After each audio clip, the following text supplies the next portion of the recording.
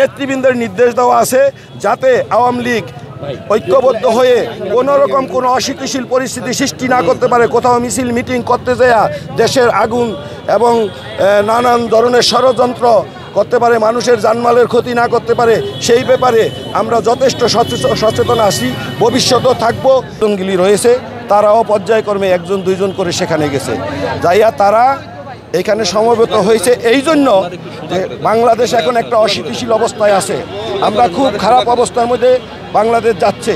এই ইউনূস সরকারকে বেকায়দায় ফালানোর জন্য, দেশকে অস্থিতিশীল করার জন্য তারা এমন একটা পদক্ষেপ নিচ্ছে বিভিন্ন রূপে, এনজিও রূপে, নানান বিয়ে শাদী অনুষ্ঠানের রূপে, নানান ধরনের প্রোগ্রাম নিয়ে তারা দেশটাকে একটা অশান্তি, একটা অস্থিতিশীল অরাজকতা সৃষ্টি করার জন্য তারা এই পায়তারা। হ্যাঁ, তারা নির্দিষ্ট একটা দল, সেটা হলো তারা মহিলা লীগের রাজনীতির সাথে জড়িত, আওয়ামী মহিলা লীগের সাথে জড়িত, এবং তারা এই 36 দিনের যে আন্দোলন সংগ্রাম, এই আন্দোলন সংগ্রামে তাদের ভূমিকা ভয়ঙ্কর রূপে তারা এখানে রাজপথে ছিলেন এবং আমাদের ছাত্র জনতার উপরে তারা লাঠি সোটা নিয়ে আক্রমণ করে জড়িত। তারা মানুষকে পিটিয়েছে, এলাকায় যখন ছাত্ররা এখানে আসছিল ছাত্রদের উপরে তারা আক্রমণ করেছে।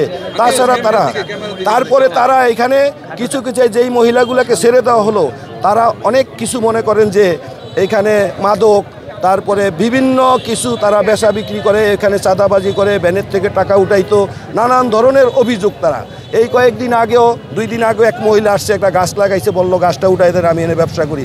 তখন আমাকে কয়েকজন বলল যে এই মহিলা আমাদের অনেক লোকজনকে পিটিয়েছে এই আন্দোলনে। আপনি জিজ্ঞেস করেন এখানে সমস্ত লোকজন, আপনারা কি দেখেছেন?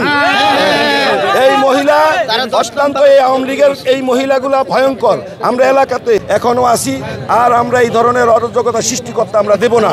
দেশের শান্তি শৃঙ্খলা তারা সম্পূর্ণ আওয়ামী মহিলা লীগের নেতৃবৃন্দ এবং আরও যেই কজন ছিল তারাও আওয়ামী মহিলা, এর নেতৃবৃন্দকে ধরা হয়েছে, এদেরকে ছেড়ে দেওয়া হলো। সর্বোচ্চ রাষ্ট্রদ্রোহিতার শাস্তি তাদেরকে দিতে হবে, রাষ্ট্রের সর্বোচ্চ শাস্তি কামনা করি।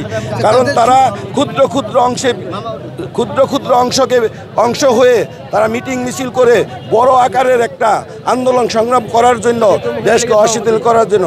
সেতু হলো এখানে অনেক মহিলা লীগের নেতৃবৃন্দ আছে, যেই কজন 3-4 জনকে নিয়েছে তারা, যেই চারটা তাদেরকে কোনো স্যাক্রিফাইস করেনি। এইখানে আমাদের বিএনপি নামদারি কয়েকজন লোক আসছিল, তাদেরকে বের করে নিয়ে যাওয়ার জন্য এখানে আসছিল। সেটা হলো এই যে ল্যাংরা মোশারফ, রূপে মোশারফ, সে এবং এখানে আওয়ামী লীগেরও কিছু ছেলে পেলে আসছিল তাদেরকে নেওয়ার জন্য। কিন্তু আমি বারবার চেষ্টা করেও সবাইকে নিয়ে আমি প্রতিহত করছি এবং তাদেরকে আটকিয়ে রেখেছি। প্রশাসন আসবে, প্রশাসনের হাতে আমি তাদেরকে অর্পণ করব। এই জন্য আমরা কোনো আক্রমণ, তাদের উপরে কোনো অত্যাচার নির্যাতন আমরা কিছুই করি নাই। আমরা শান্তিপূর্ণভাবে প্রশাসনের কাছে হস্তান্তর করছি, আইন অনুযায়ী তার যেন বিচারটা সঠিকভাবে হয়।